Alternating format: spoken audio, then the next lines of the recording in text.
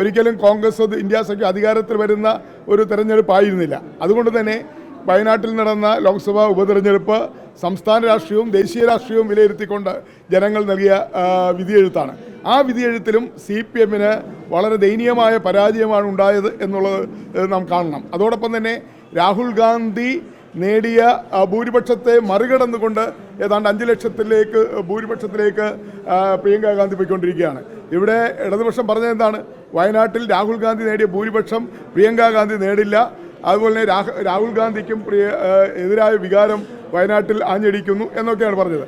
അവിടെ പോളിംഗ് ശതമാനം കുറഞ്ഞത് അത് UDF-നെയാണ് ബാധിക്കാൻ പോകുന്നത്. രാഹുൽ ഗാന്ധിയോടുള്ള വിരോധത്തിൻ്റെ അടിസ്ഥാനത്തിലാണ് വോട്ടർമാർ വോട്ട് ചെയ്യാൻ പോകാത്തത് എന്നൊക്കെയുള്ള പ്രചരണങ്ങളാണ് ഇടതുപക്ഷ ജനാധിപത്യ മുന്നണി നടത്തിയതെങ്കിൽ അവരുടെ സ്ഥിതി വളരെ പരിതാപകരമാണ്. ദയനീയമായ അവസ്ഥയിലാണ് വയനാട്ടിൽ അവർ പരാജയപ്പെട്ടിരിക്കുന്നത്, അല്ലെങ്കിൽ പരാജയപ്പെട്ടുകൊണ്ടിരിക്കുന്നത് എന്നുള്ളതാണ് അവസ്ഥ.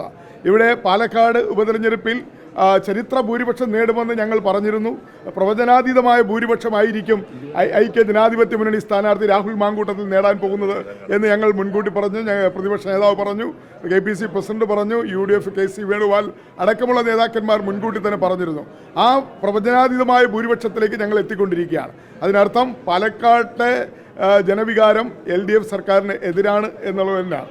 അവർക്ക് അവരുടെ സ്ഥാനാർത്ഥിയെ 2ാം സ്ഥാനത്ത് പോലും കൊണ്ടുവരാൻ കഴിഞ്ഞില്ല. കോൺഗ്രസ്സുകാരനായ ഒരു സ്ഥാനാർത്ഥിയെ കണ്ടെത്തി അവിടെ നിർത്തി UDF-നെ തോൽപ്പിക്കാനുള്ള എല്ലാ അടവുകളും ഉപയോഗിച്ചു. ഭരണയന്ത്രം ദുർവിനിയോഗം ചെയ്തുകൊണ്ട് മുഖ്യമന്ത്രിയും മന്ത്രിമാരും അവിടെ തമ്പടിച്ചുകൊണ്ട് പ്രവർത്തിച്ചിട്ടും പാലക്കാട് അവർക്ക് 3ാം സ്ഥാനത്ത് തന്നെ നിൽക്കേണ്ടി വന്നിരിക്കുന്നു എന്ന് പറഞ്ഞാൽ അതിനർത്ഥം തീർച്ചയായും LDF-നെതിരായ ഭരണവിരുദ്ധ വികാരം വളരെ ശക്തമായി തന്നെ നിലനിൽക്കുന്നു എന്നുള്ളതാണ്.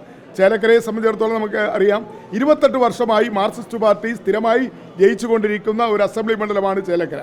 അവിടെ UDF 12,000 വോട്ടിനാണ് UDF-ന്റെ സ്ഥാനാർത്ഥി പരാജയപ്പെട്ടിരിക്കുന്നതെന്നാണ് ഇപ്പോൾ നമുക്ക് മനസ്സിലാക്കാൻ കഴിയുന്നത്. അത് ഇനിയും ശക്തമായി വിശകലനം ചെയ്യേണ്ടതായിട്ടുണ്ട്. എത്ര അതിൻ്റെ ഫൈനൽ റിസൾട്ട് വരുമ്പോൾ എത്ര വോട്ടിനാണ് നമ്മൾ പരാജയപ്പെടുന്നത് എന്നുള്ളത്. പക്ഷേ ഇവിടെ ചൂണ്ടിക്കാണിച്ച പോലെ തന്നെ 38,000 വോട്ടിൻ്റെ ഭൂരിപക്ഷത്തിനാണ് K. രാധാകൃഷ്ണൻ 2021-ലെ നിയമസഭാ തെരഞ്ഞെടുപ്പിൽ അവിടെ നിന്ന് വിജയിച്ചത്.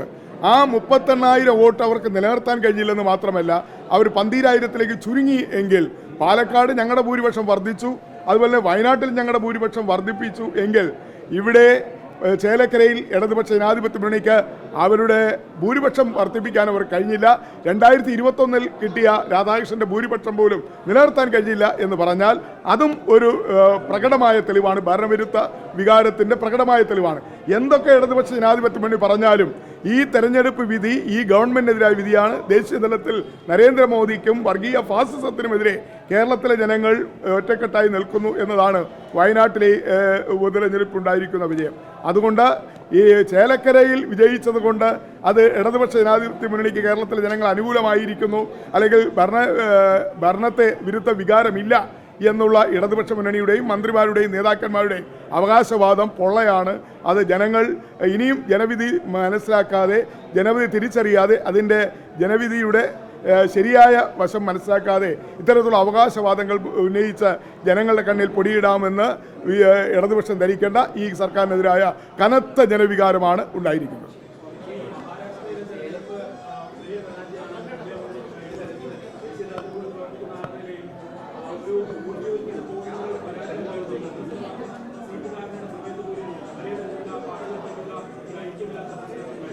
മഹാരാഷ്ട്രയും ജാർഖണ്ഡിലുമാണ് നിയമസഭാ തെരഞ്ഞെടുപ്പ് നടന്നത്. ജാർഖണ്ഡിൽ കോൺഗ്രസും JMM ഉൾപ്പെടുന്ന ഇന്ത്യ സഖ്യം വ്യക്തമായ ഭൂരിപക്ഷം നേടി ഗവൺമെൻറ് രൂപീകരിക്കാനുള്ള ക്ലിയർ മെജോറിറ്റി ലഭിച്ചിട്ടുണ്ട്. അതുപോലെ തന്നെ മഹാരാഷ്ട്രയിലും ഞങ്ങൾ പ്രതീക്ഷിച്ച വിജയത്തിലേക്ക് വരാൻ കഴിഞ്ഞില്ല. നമുക്ക് എല്ലാവർക്കും അറിയാം, ജാർഖണ്ഡിലും മഹാരാഷ്ട്രയിലും അധികാരം പിടിച്ചെടുക്കുന്നതിന് വേണ്ടി, നിലനിർത്തുന്നതിന് വേണ്ടി കേന്ദ്ര സർക്കാർ നടത്തിയ രാഷ്ട്രീയമായ അവരുടെ നീക്കങ്ങൾ എല്ലാവർക്കും പറയും. ED ഉപയോഗിച്ചു. ജാർഖണ്ഡ് മുഖ്യമന്ത്രി ഹേമന്ത് സോറനെ തന്നെ 3 മാസം ജയിലിൽ അടയ്ക്കുകയാണ് ചെയ്തത്. അത് തെരഞ്ഞെടുപ്പിനെ ലക്ഷ്യമിട്ടുകൊണ്ടാണ്.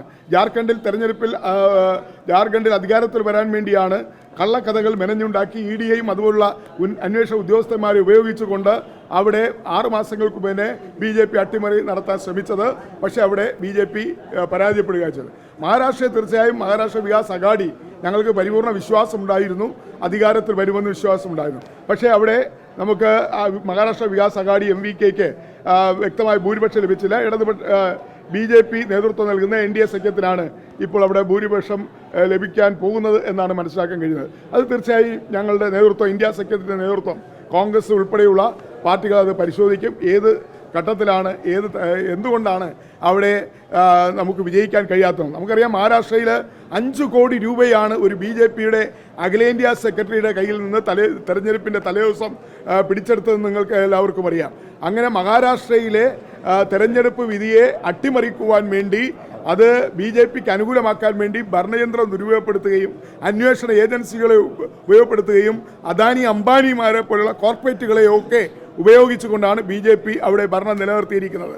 അത് നേരത്തെ ശിവസേനയുടെ ഒരു വിഭാഗത്തെ പിളർത്തി ഏക്നാഥ് ഷിൻഡെ അവരോടൊപ്പം നിർത്തി, അതുപോലെ NCPയെ പിളർത്തി അജിത് പവാറിനെ കൂടെ നിർത്തി. അങ്ങനെ രാഷ്ട്രീയത്തിൽ കേട്ടുകേഴ്വിയില്ലാത്ത, ജനാധിപത്യത്തിൽ കേട്ടുകേഴ്വിയില്ലാത്ത പലതരത്തിലുള്ള കാലുമാറ്റങ്ങളും കൂറുമാറ്റങ്ങളും കോടികൾ ചെലവാക്കിക്കൊണ്ടാണ് മഹാരാഷ്ട്രയിൽ വിവിധ പാർട്ടികളെ പിളർത്തിക്കൊണ്ടൊക്കെയാണ് മഹാരാഷ്ട്രയിൽ BJP ഈ ഒരു വിജയം നേടിയിരിക്കുന്നത് എന്നാണ് മനസ്സിലാക്കാൻ. അത് പ്രാഥമികമായി വിലയിരുത്തേണ്ടത്. വിശദമായി AICCയുടെ നേതൃത്വം, അതുപോലെ ഇന്ത്യ സഖ്യത്തിൻ്റെ നേതൃത്വം മഹാരാഷ്ട്ര തെരഞ്ഞെടുപ്പ് വിലയിരുത്തിക്കൊണ്ട് വിശദാംശങ്ങൾ, അതിൻ്റെ എല്ലാ കാര്യങ്ങളും അവർ ദേശീയ നേതൃത്വം, ഇന്ത്യ സഖ്യത്തിൻ്റെ നേതൃത്വം പറയുന്നതാണ്.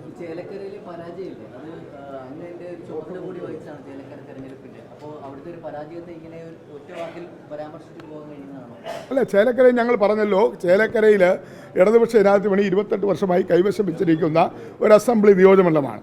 അവർ 39,000 വോട്ടിന് കഴിഞ്ഞ നിയമസഭാ തെരഞ്ഞെടുപ്പിൽ വിജയിച്ചതാണ്. അവിടെ K. രാധാകൃഷ്ണൻ ലോക്സഭയിലേക്ക് പോയതിനെ തുടർന്ന് ഉപതെരഞ്ഞെടുപ്പ് വന്നപ്പോൾ ഞങ്ങൾക്ക് നിർത്താവുന്ന ഏറ്റവും നല്ല സ്ഥാനാർത്ഥിയാണ് രമ്യ ഹരിദാസിനെ നിർത്തിയത്. പക്ഷേ പൊളിറ്റിക്കലായിട്ട് LDFന് വളരെയധികം മുൻതൂക്കമുള്ള, പ്രത്യേകിച്ചും CPMന് വളരെ അപ്രമാദിത്യമുള്ള പഞ്ചായത്തുകളാണ്. ഏതാണ്ട് 9 പഞ്ചായത്തിൽ 4 പഞ്ചായത്തുകൾ CPMന് വളരെയധികം മുൻതൂക്കമുള്ള പഞ്ചായത്തുകളാണ്. 2 പഞ്ചായത്തുകൾ LDFും UDFും തുല്യം വരുന്ന പഞ്ചായത്തുകളാണ്. ബാക്കി 3 പഞ്ചായത്തുകളാണ് UDFന് അപ്പർ ഹാൻഡുള്ള, അല്ലെങ്കിൽ മുൻതൂക്കമുള്ളത്. തീർച്ചയായും വോട്ടിംഗ് നില പരിശോധിക്കേണ്ടതായിട്ടുണ്ട്. LDFിൻ്റെ പഞ്ചായത്തുകൾ എത്രത്തോളം അവർക്ക് ലീഡ് നേടാൻ കഴിഞ്ഞു.